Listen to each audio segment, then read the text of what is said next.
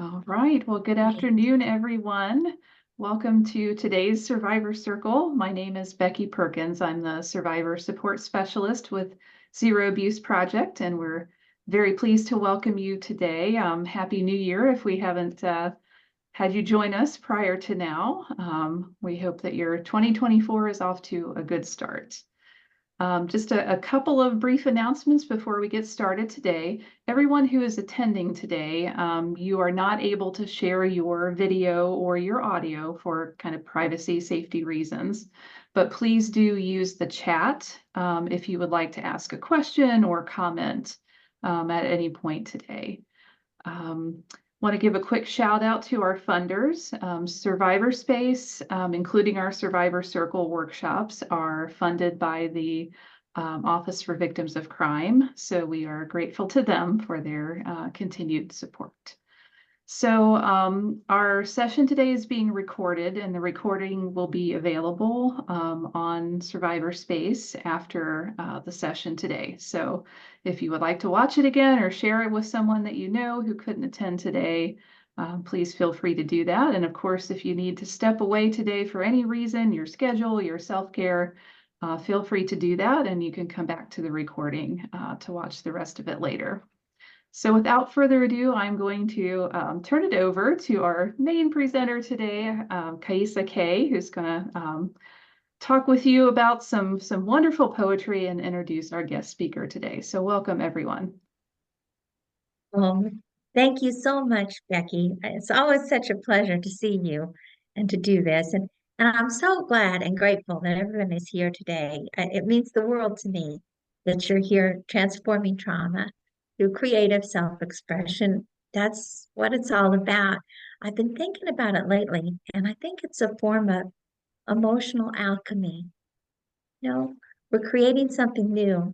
And a lot of the times when we've talked together, I've talked about our struggles and getting down into the nitty-gritty of it and really exploring what's happened, being specific and deep. And this time I just started thinking, I went so deep during the holidays that I needed to step back. I needed a moment to take a deep breath and lift up and really feel what it was like to be in the now moment. And I went to the poetry of Pat Riviere-Seel because this poet whom you're going to meet today does that for me. She helps me go to a lighter, brighter place. Now, I'm not saying Pat hasn't had trauma. Heaven knows she's had her share. What I'm saying is that she has a way of writing that also brings me back to the now moment. And I think when we're healing, we need to be able to do both. We need to be able to go deep and we need to be able to surface. So I'm going to tell you a little bit about Pat, and then I'm going to ask for us to share some poetry back and forth. And Pat's the author of, well, I've got a couple of her books right here. Nothing Blow But Air, When There Were Horses. And there's this one too. And she is the winner of the 2009, let me get this right, Roanoke Chowan Award for Poetry. And No Turning Back Now, a Pushcart Prize nominee. He's received a fellowship from the Hambidge Center for Arts and Sciences. She's been poet in residence at, are you ready? This is the part I love, the North Carolina Zoo. Can you imagine what would be more fun than being poet in residence at the North Carolina Zoo? She's a graduate of the MFA program for writers at Queen's University at Charlotte. Who's taught in the Great Smokies Writing Program at UNC Asheville. She's a lobbyist, publicist, journalist, and editor, and a wonderful poet, just a wonderful poet. So welcome, Pat. Thank you, Kiesha. Those are wonderful words. Maybe I shouldn't just say anything else now. That was a really great introduction. Thank you for having me here. I'm just glad you're here. Talk poetry and share some poetry with another poet, and I greatly appreciate the work that you're doing. I think it's important work. I thought we could start out by talking a little bit about poetry of identity. And you have a poem that I just love. Let's see. It's called Stability from When There Were Horses. I wondered if you'd start out maybe by sharing that poem with us. I'll be glad to. I'll give you a little story about this poem. The When There Were Horses is my most recent book. And before this book, I thought I had written all the family poems that I was going to write. I just thought, well, I'm done with that now. And as things happen, I wasn't done with that. A friend of mine challenged me to write a poem about my name. And I don't know about you, but I never know what I'm going to write until I start writing it. And I don't know until I'm finished. So when she challenged me to write about my name, this is the poem that ended up. Stability. My mother named me after herself, Susan, the name she never shortened, like mother, never mom or Hara, mommy. A nurse, she preferred the formal. Slang, nicknames, anathema, crude. Or maybe just imprecise. She carefully measured ingredients in every recipe. If it's a girl, we're going to name her Susan Patricia, mother wrote to her sister. But we'll call her Pat. I never asked why she chose a nickname for her imprecise daughter. Maybe a nod to her desire for a curly, red-headed boy like the one she married. Or was it a way to differentiate us? She told me once she'd considered Priscilla as my middle name. Difficult to shorten to anything but fluff. I never asked why she settled on the cross-gendered Pat. Single syllable, the name that served me well, allowed an identity that generates assumptions, while the moniker remains my three-legged stool. Oh, my three-legged stool. I love that. Have you ever thought about going by Susan? Well, I grew up in a very small town, Shelby, North Carolina, in the foothills of the mountains. And my mother's name was Susan, so it would have been difficult to have two Susan Riviers. When I was in 5th grade, I did change my name about every other week, as a lot of kids do. Oh, Susan never yes. got in that mix. I don't know why. That was always mother's name. So I was never really Susan. So I used You're it. never really, it was just kind of your hidden name. It was my hidden name. Though, I mean, since it was my first name, anytime I'm in a doctor's waiting room or people I don't know, they always call Susan. And I kind of look around and go, okay. Mother's not there. My mother's not there. You said that your mother was very formal in the poem. You identified her as very formal. Did you call her mother? It I sounded did. like. She was that mother is exactly what she wanted to be called. Not mom, not mommy, not ma. Mhm. That resonated with me so much because my father preferred to be called, are you ready? Are you sitting down, Pat? Oh He yeah. preferred to be called Lord Father. Oh my gosh. Yeah, he was a child psychologist. Oh my I could go on for a long time about him, but he preferred to be called Lord Father. And there's something, I think we had some similarities in our parents, wow. your mother, my father, some similarities. Yeah. Well, I wrote a poem about my name and I wanted to share it with you because it's kind of the same idea. Let's see. Reclaiming my name. First in Polish, hidden in Russian, third son in Japanese. Joy in one of the native languages of Africa, and somewhere near the Netherlands, goddess in the game of chess. Kiesa. Sami, for a mountain with perpetual snow on top. Kiesa to the Sami people, nomadic wanderers among reindeer. My mother said my name came home with my uncle after a stint in the Navy. My father joked that it was the name of a stripper in Atlanta, Georgia, and Ecdysius, who peeled feathers from her skin like a molting bird, a buxom stranger grinding her hips for military men in a darkened, smoky bar. If I found her, I'd tell her who we really are. Little snowy mountain, Kiesa. My name sparkles in the mouths of nomadic people in a land far from sweaty palms and dollars and G-strings. My name belongs in a crystalline land where snow and mountains both mean home. And at last, I found my home, rising from a lake to a land of rivers flecked with mica.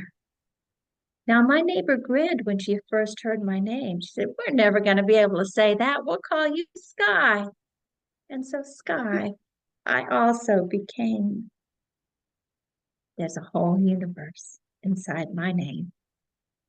Oh, that is lovely, Kiesa. It's Well, such a lovely name too. oh, thank you. It was a very difficult name to have in Yeah. childhood because nobody could say it. And then that mattered. And some of the mispronunciations would become embarrassing. I Mm. remember Kiesa was just the worst of all because that was, Yeah. yeah. But my mother's name is Patricia, Oh, is it? and she goes by Patty. Patty. Okay. Do you think that the name you have and the identity has affected your identity in any way? Um, Do you think it shaped you? I think in a way it did. I alluded to this in the poem, but one of the things, as a journalist in the early 1970s, there were not many women political reporters. Women tended to be relegated, and the name Pat could have been either male or female. And I worked at a newspaper where there was a rather well-known male reporter named Pat. And I even had people call me and ask to speak to Pat Riviere.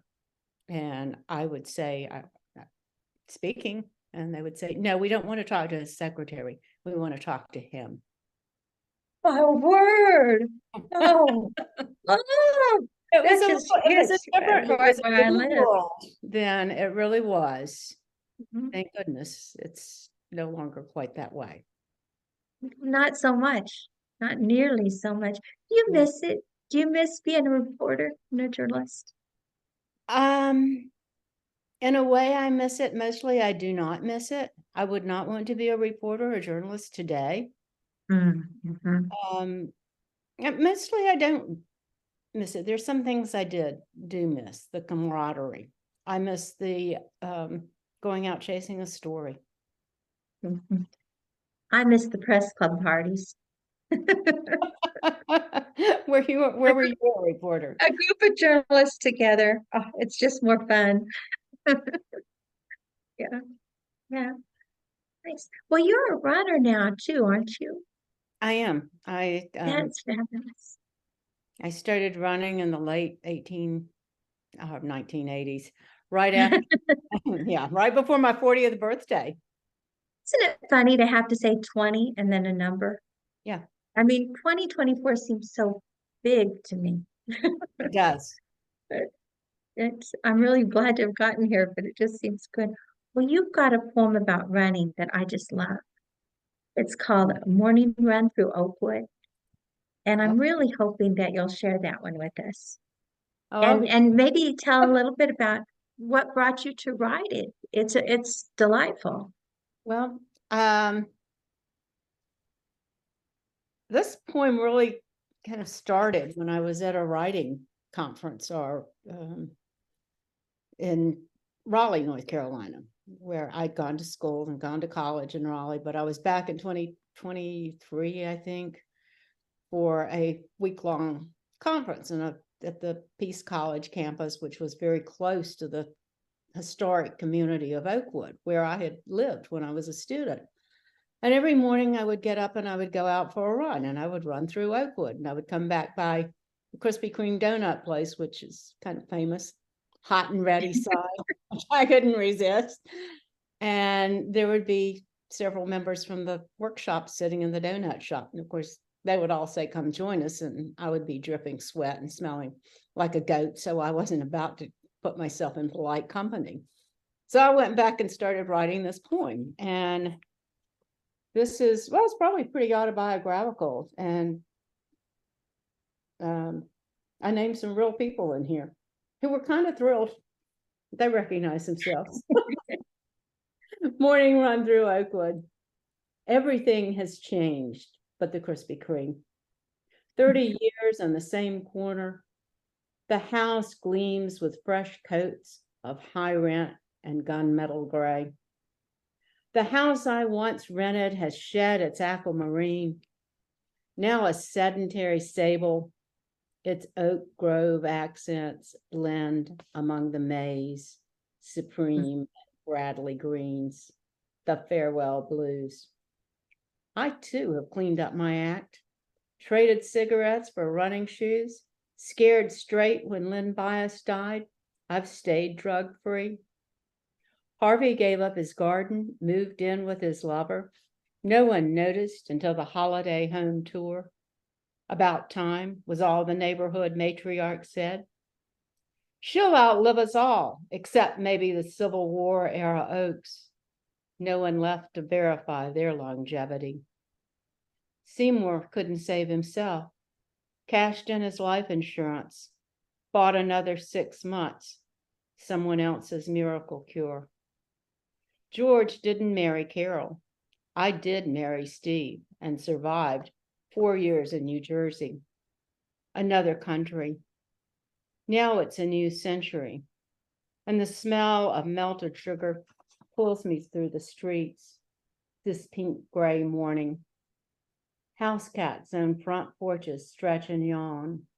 Crepe myrtles spread their roots beneath buckling sidewalks, scatter blossoms and cracked concrete. I find my second wind, sprint toward the white, red, and green neon, careful not to break my mother's back. I fall in love again.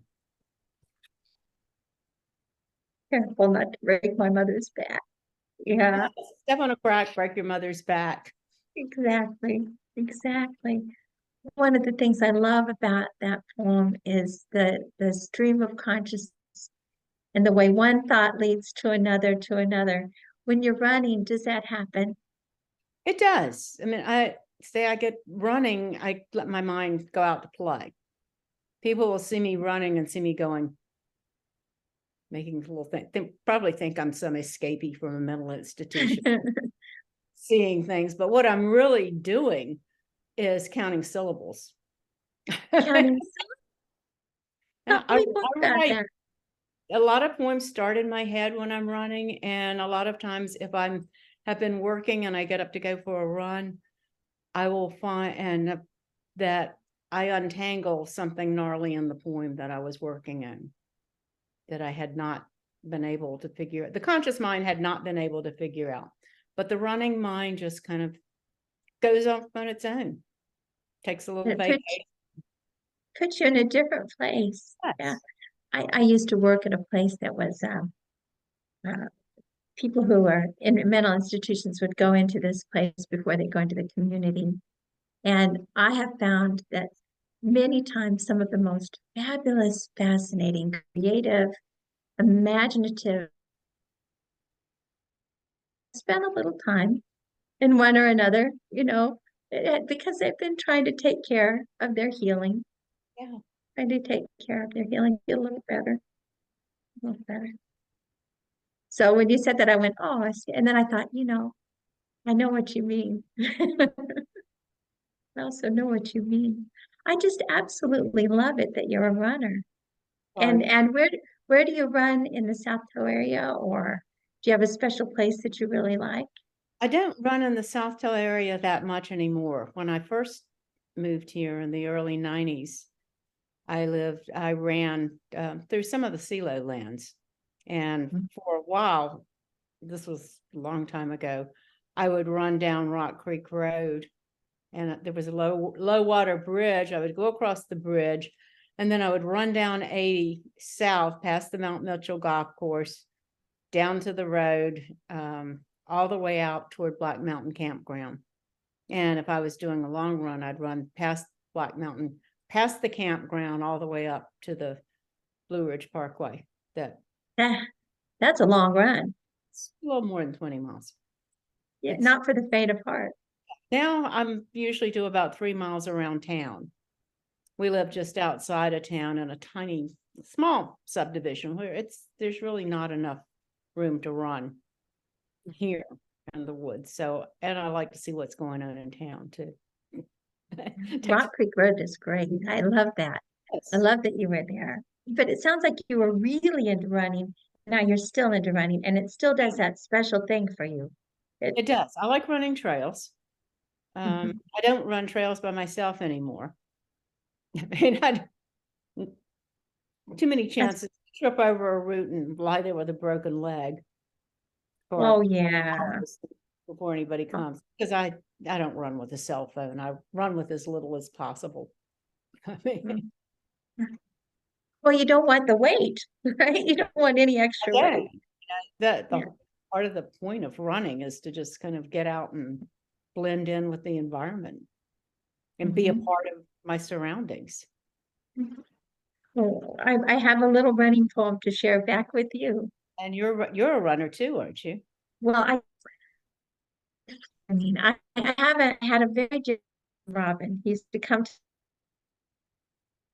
we're going running. I've dated a few runners, and for a while, I dated a fabulous marathoner. And at that time came, I just ran. And I was like, I don't know, it really lifted me up. And now, again and again, I'll start running and stop running and start running and stop running. So the consistency is harder for me than it used to be. But this is my encouragement for that. The road. I run in circles on a red clay track. Mountains rise, white peaks backlit in azure. Melting snow makes muddy trails. Om Namah Shivaya. Dear God, are you up there? I bow to the wisdom of my inner self. My mind clears streaming energy through arms and hair and legs. I don't need to be anybody else in this moment. This calm came when we swam together, the filaments unwinding. It's enough now.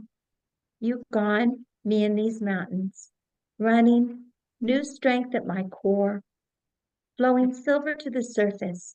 It's enough. I know, somewhere, 100 or 5,000 miles away, you're lacing up your shoes, unaware of the beautiful arc of your body. You're standing straight, warming up, running faster and farther, mud and clay together, earth touching sky. Our peak to peak trail, undivided. I'll run. I'll splash at last into the lake.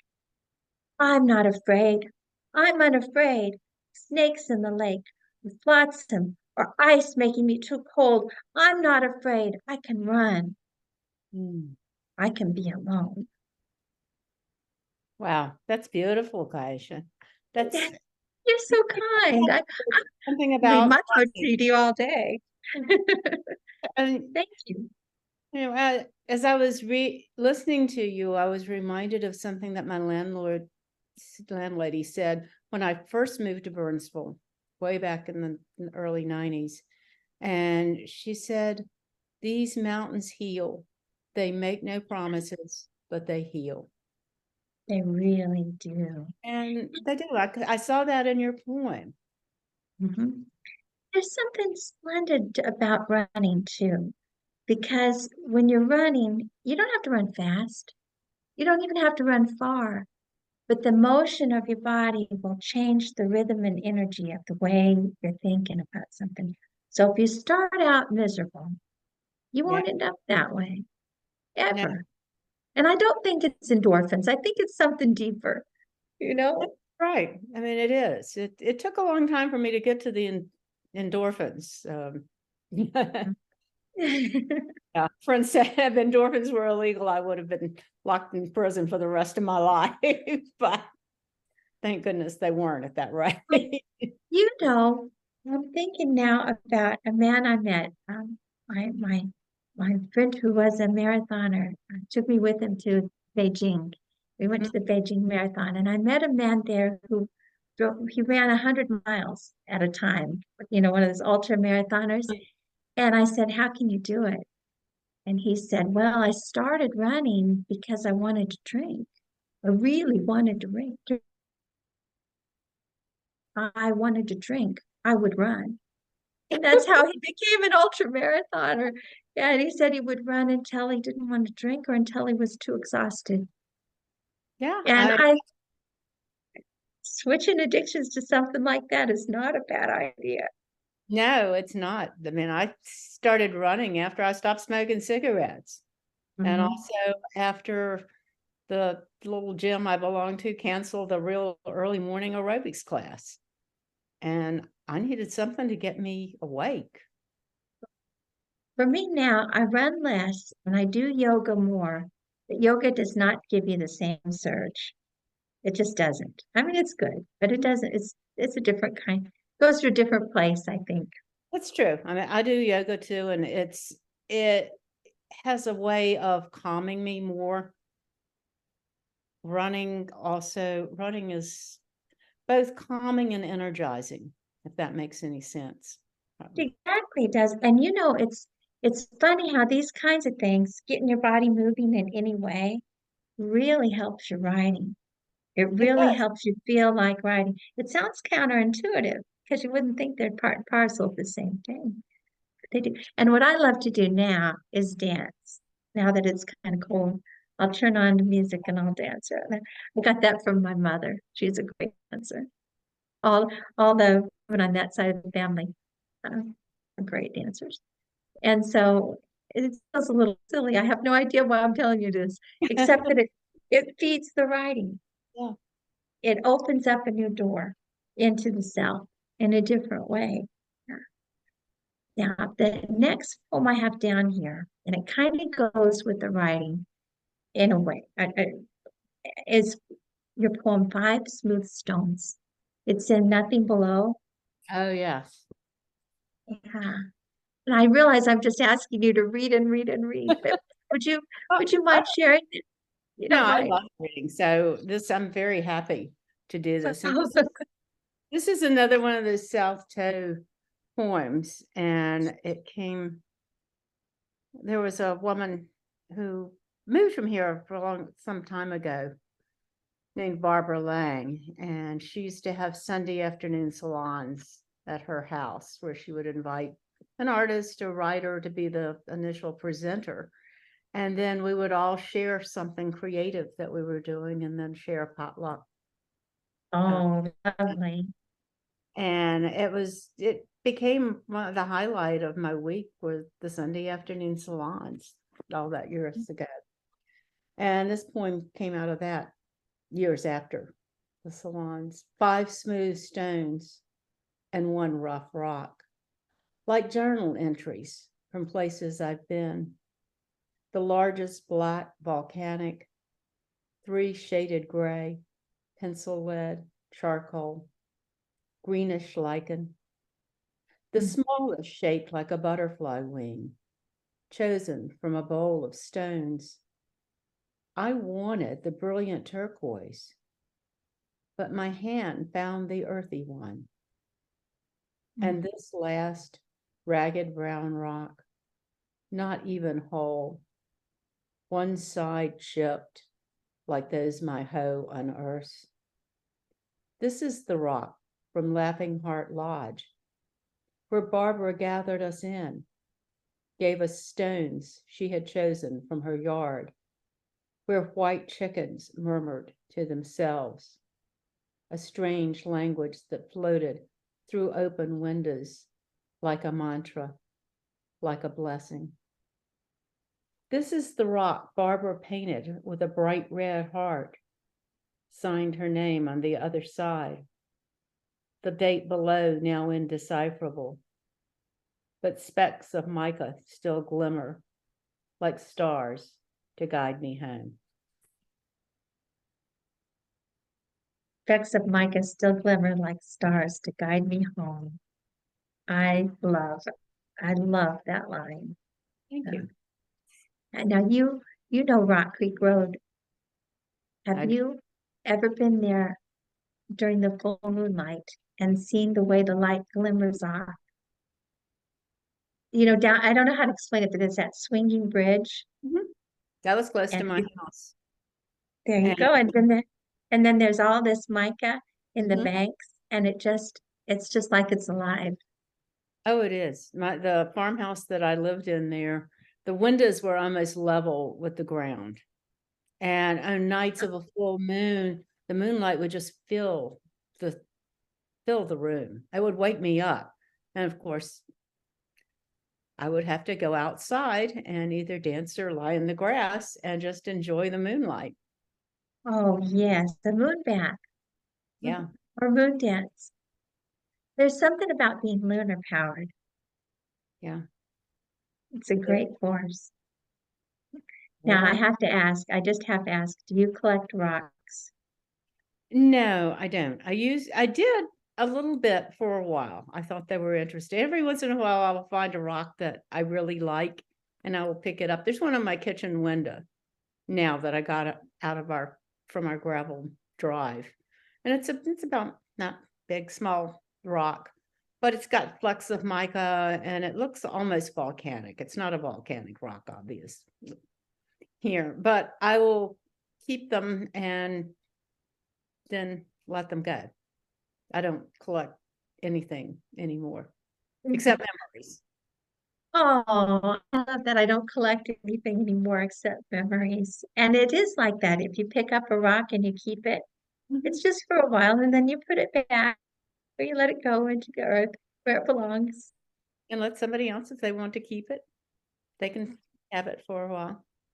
It's kind of For like some reason, books and poems too. exactly. You'll have a book and you'll hold it close to your heart and you'll need it so much. And then you'll realize you don't need it anymore. And you can hand it off to your friend, you know? And it's like, I thought I would never let go of that book. I thought I would never let go of that rock. It's when you talk about letting go, is that a part of your poetry now? Have you written any poems that have to do with that? Actually, I have a poem titled "Letting Go." Oh, well, do you want to share it? I didn't put it on our list I for you, can but put it on my list. Let me see. I didn't put it on our list. Oh, let's see.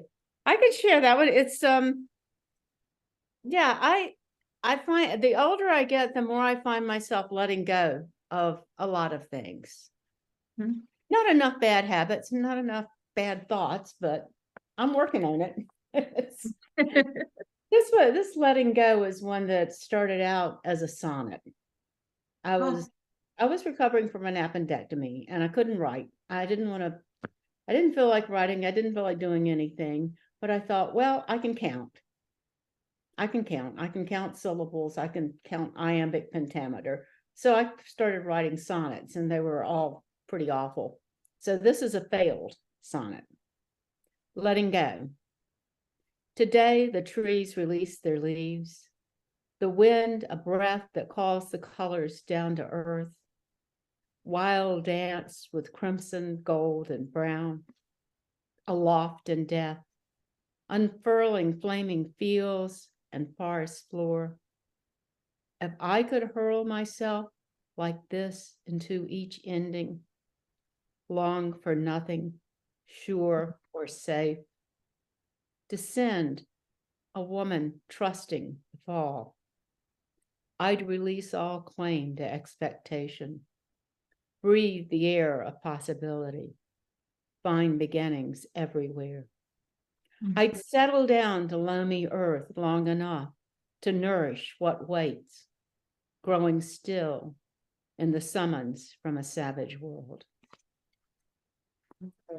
So kind of set me up for that one. And as I read the part about dancing, I thought of what you were saying about how you dance and how that influences you.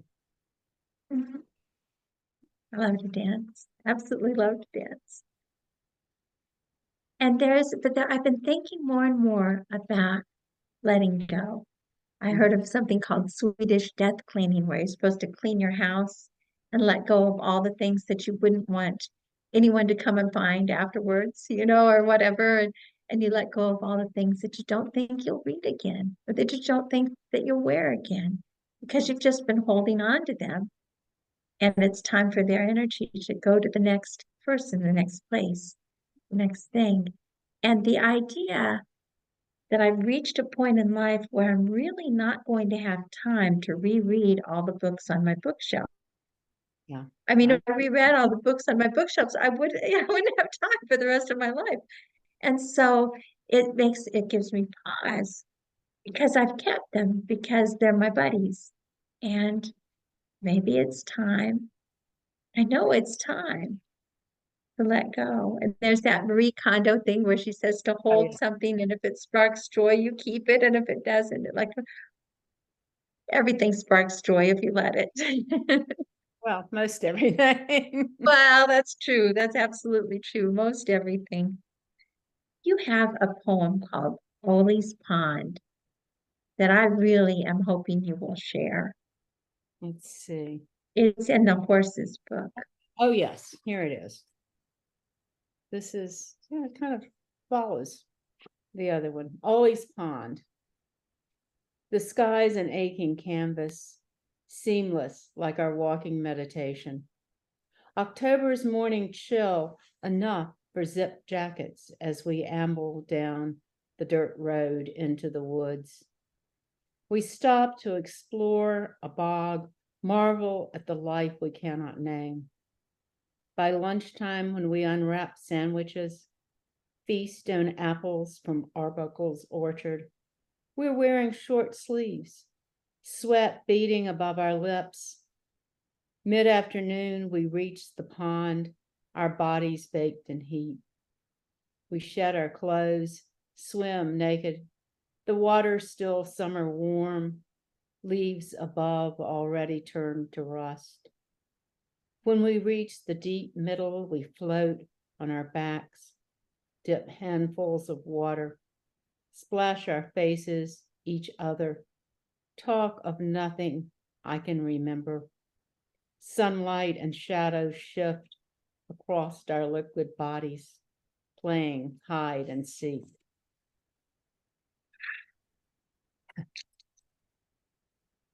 I love that one. Thank you. I love that.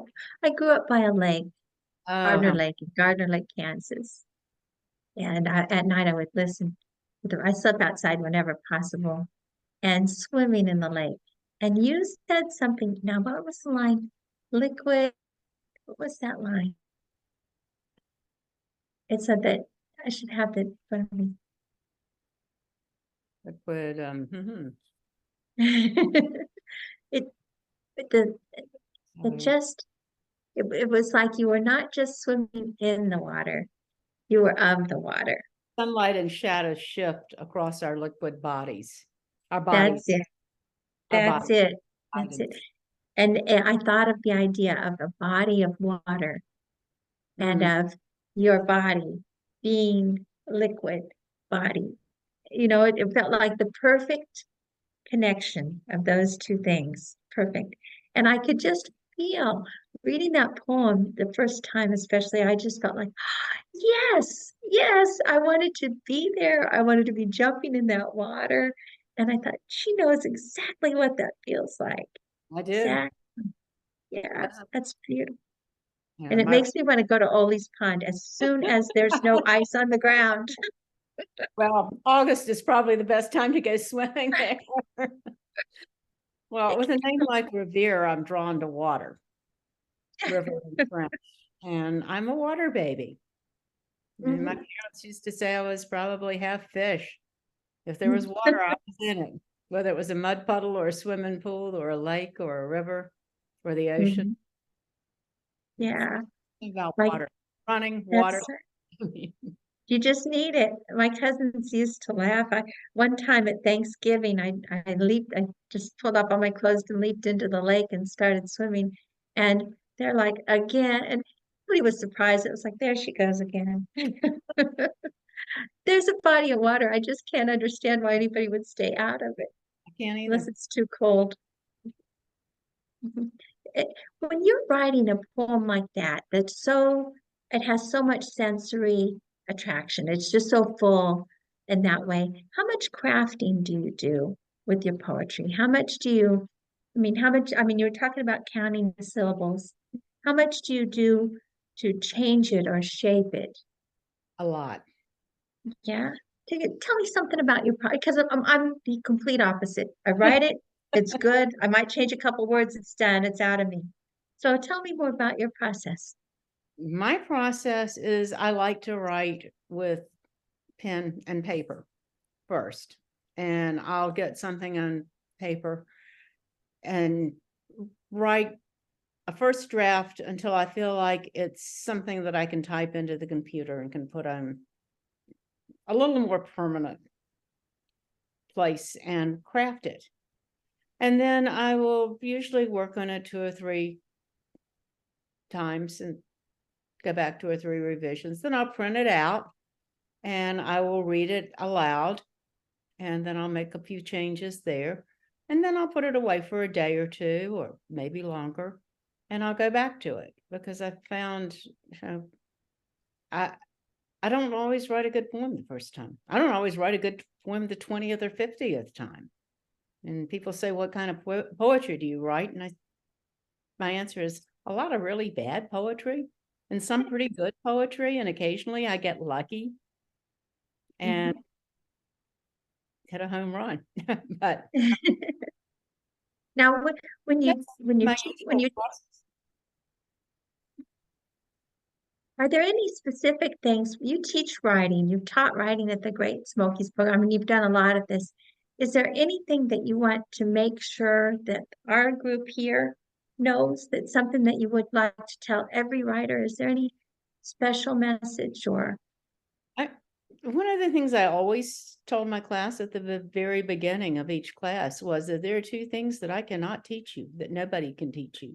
And that is your way of looking at the world and your particular rhythm. Mhm. Yes, you can write in other rhythms, but everybody has, I think, a rhythm that is their own. And you'll find it eventually. The advice I always give too is read everything. Then write something, then go back and read some more, and then write some more. That's really the best teacher. It's like a constant process of discovery. Yes. That It's you just said it. That's exactly it. yeah. Yeah, would you read Suddenly? It's That's in the horses one. oh It's yeah. page 61. I'm just enjoying this so much I am because too. I've read your poetry.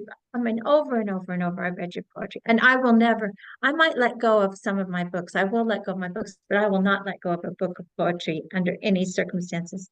Because you never know when you're going to need a poem, you know, No, you and don't. it'll help. It just really helps. So Thank all you. the rest, okay, the novels, I'll let go, but not the books of poetry. Well, this is such a delight because I rarely have a chance to just sit here and read to people, and I love it. And Uh, to hear them in your voice is really special because I've heard them in my head so many times. well, the other thing that I say, and one of my teachers said this years ago, to read a poem aloud and hear it aloud, you take it into your heart. When you read it silently, you take it into your head. Mm-hmm. So That's right. whether you read it silently or read the poem aloud, hear it, any poems that you like, you read them, put them in your It voice. it helps when you're writing poetry to stop and read what you've written out Okay. loud, and if you feel it differently. You do. And when I read poetry silently, it's one feeling. And yet when I read it, other people's poetry too aloud, it's a whole different feeling. I used to teach Introduction to Poetry at the University of Kansas, and I remember having all my students get up and stomp around while they were reading one of the poems, and they're like, "Really?" Well, wanted poetry, it to get I wanted it to get out of their heads and into their bodies and into their hearts. I wanted it to be a holistic experience. well, Yeah. that's a great idea. Yeah, I like that. Do you want me to go ahead and read this one Oh, now? yes, yes, Okay. please. Suddenly, in the hour or so it took to savor chicken marsala, toast to our good fortune, a stolen midweek lunch, and empty our glasses of Malbec, winter slammed into these mountains. Unprepared, we pulled our light jackets tight, ducked and hunched as we shivered our way across the parking lot. The rain and all-day symphony abated. Red, yellow, brown leaves slicked the asphalt. Late roses flaunted battered blooms. Above us, a sparrow swayed on the telephone line, fluffed its feathers and sang. We held hands all the way home. Oh, we have hands all the way home. It's like such a sweetness. It's such a sweetness. Well, I have a couple more that I want us to share, but I thought we could take, it's about 3:45 now. I thought we could take a little pause and see if there were any questions that had come up. Right. Becky's monitoring the chat for us. So if anybody has any questions, this would be a good time. So this is Becky's voice. I'm keeping my face off just so that we can focus on the two of you. I don't think we've had any questions. We've had a few comments along the way. Just praise for your poetry, both of you. There's some folks just commenting on different aspects of what you read. Hadn't thought about the step on a crack, break your mother's back thing for a while. I can relate to that. And someone who used to run but can't anymore due to hip replacement. And then a kind of an activity someone in their hometown has where pebbles are painted and left for people to find and photograph and share on Facebook, which I think is cool. Nice. Well, thank you. It sounds like we've got a lot of supportive love and interaction there, but not many questions. So if you do have any questions, go ahead and just put them down, because we'll ask again towards the end, at the very end. Now, I want to share one with you, Pat, called Rainwater Shampoo. And the reason I want to share it is that I wrote it when I was living on Rock Creek Road, which is the title of one of my books of poetry. And when the rain, and this book is about these two characters. Of course, they're based on real people, one of them being me, but they were called Joe and Lily. And so the whole book is Joe and Lily living on Rock Creek Road. Rainwater Shampoo. When the rain falls, Lily grabs every bowl and pot in the house. She shoves them under the drips and collects rainwater for her hair. When the drought hits, she walks to the riverbank with gallon jugs, chatting with the beavers as she dips from the river ripples. Sometimes she rock hops, strips, and plunges for a swim. Lily drenches her hair in fresh flowing free water, untouched by metal or plastic pipe. Wild water feels the best everywhere. Hard stones, swirling bubbles, rippling silver. Her hair, his hands, their mouths, reaching finally one soft kiss. In sun-splashed, frost-soaked winter. Two hearts in bloodstream, pebbles in the creek. All waters flowing together, flowing to the sea. Oh, lovely. For me, it fit with your Oli Pond poem. It did. And with suddenly, it just seemed like there was some sort of similar energy there, similar feeling there. I wondered what brought you to this place. You could have lived anywhere. You were very successful in your life. You had a lot of options. What brought you here? instead of anywhere else to the Appalachians specifically and this corner. I grew up about an hour and a half drive down the mountain from here in a little town called Shelby. And I never felt like I belonged in Shelby, so I moved around a lot. And I was living in Maryland in the early 90s, 1990. 1990, my mother died. And I'm an only child. And in 1991, 92, my dad was diagnosed with macular degeneration. And I really wanted to be closer to him for the rest of his life, or at least help him navigate this pretty major change in his health. And even though he had a brother, sister, sister-in-law, we had a really good extended family in Shelby. I wanted to be closer to Shelby. So I thought, well, I'll look for a job in North Carolina. And I just happened to be handed a newsletter from the Center for Nonprofits. And I saw an ad in there for an editor here in Burnsville. And I applied, and the executive director and I had this wonderful back and forth interview that was a lot like a tennis match.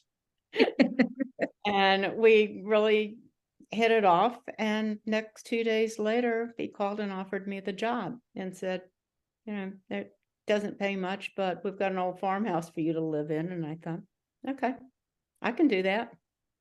My dream had been to work someplace at a high-powered ad agency, public relations agency, and make a lot of money and move to the mountains.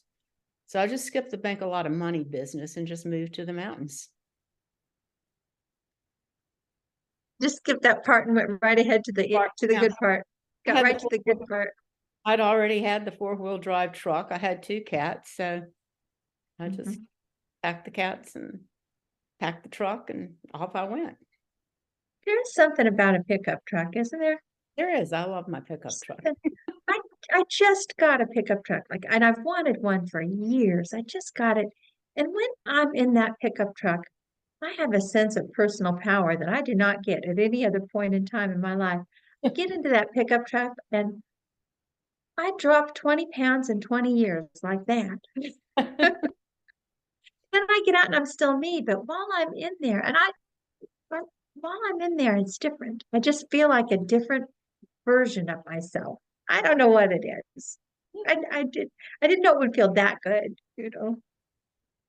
Yeah, so you're a pickup truck woman too. I am. I don't have one at the moment, but I really did like my little white 4-wheel drive pickup. That's so nice. I just looked down and we've only got 7 minutes left. So if there are no more questions, I have a poem that is I wanted to be like a closing poem for today. It's from When There Were Horses, and it's wander until you find the trail back.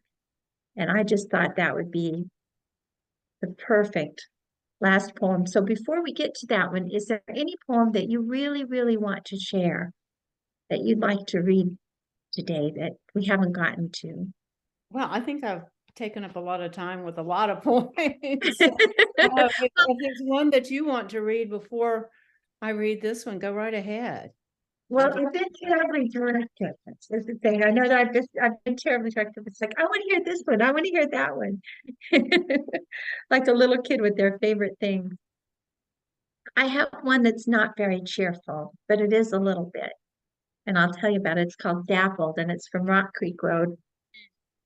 It says, Joe and Lily in a black tupelo tree kiss on the riverbank shining. Somewhere a child screams in the night. Somewhere, someone's dying. Joe and Lily in a black tupelo tree. Blood red leaves hold the light. And for me, the reason for this one, being the last one for this, is we'll always have our pain. We'll always have our suffering. We'll always have the surgeries that have happened to us, the atrocities that have happened to us, the terrible things that we will deal with, that we will deepen, that we will explore with our writing.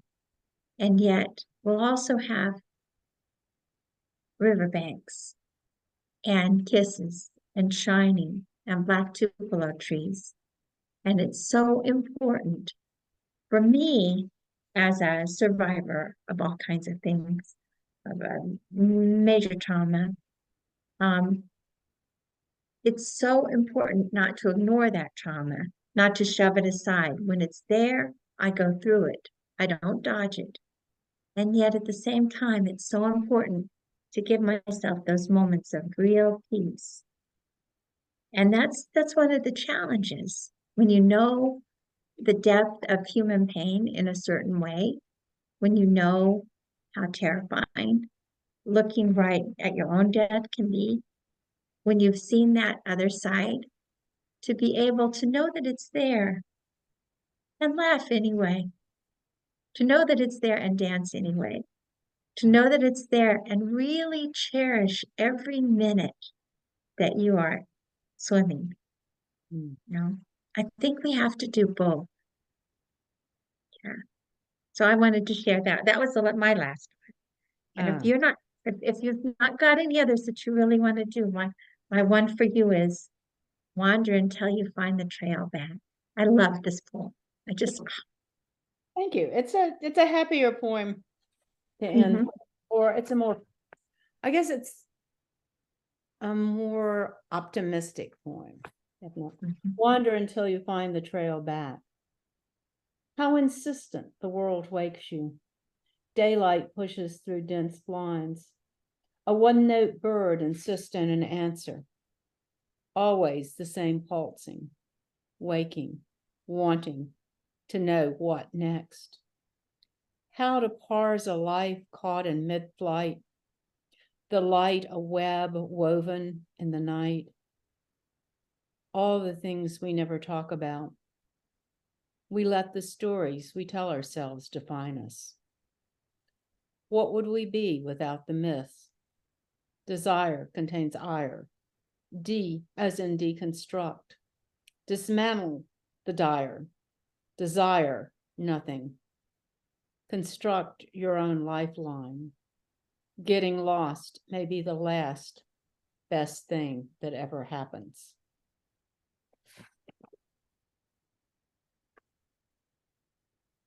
Construct your own lifeline. Oh. It feels like you've really done that. I'm trying.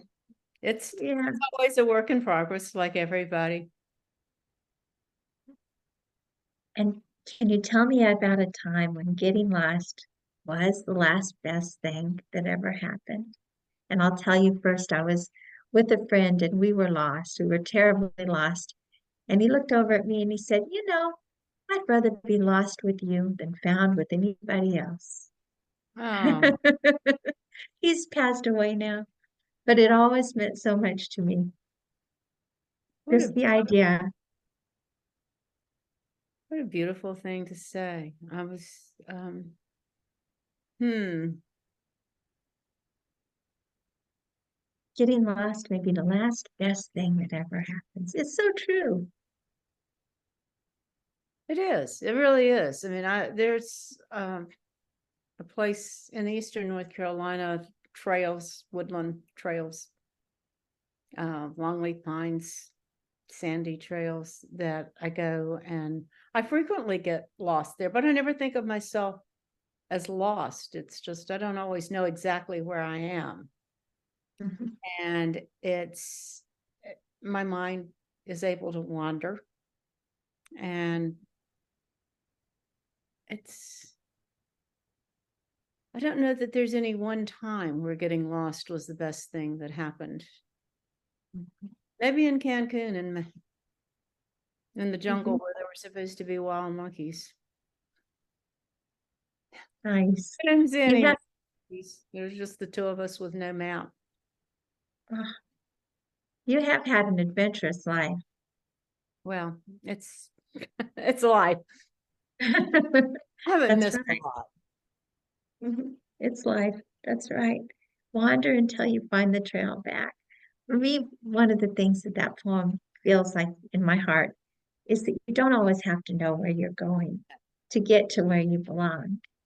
That's so true in that poem. And Oh. Thank you. I wrote that poem during a time where I really didn't know where I was going. And it was bothering me not to know. And I thought, well, maybe I don't need to know right now. Maybe I don't need to try and force any answers. what do they call it? Riviere-Seel said, just live the questions. Yeah. Sometimes we're just living the questions. Yeah. I Yeah. look down and it's 4 o'clock, and I hate for this to be over.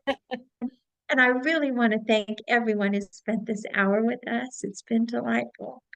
And I deeply, deeply appreciate everyone. And thank you so much, Pat. How generous of you to give an hour of your time to just share. I thoroughly enjoyed it. Thank you, Kiesha, and everybody who was here. Thank you for sharing your afternoon with me and giving me a chance to read some poems and listen to some poems. It's a terrific hour. Thank you. Thank you Thank all you. so very much. That was beautiful, beautiful poetry. I mean, you all just inspire me, and I know everyone who listens to you are inspired too. So thank you so much.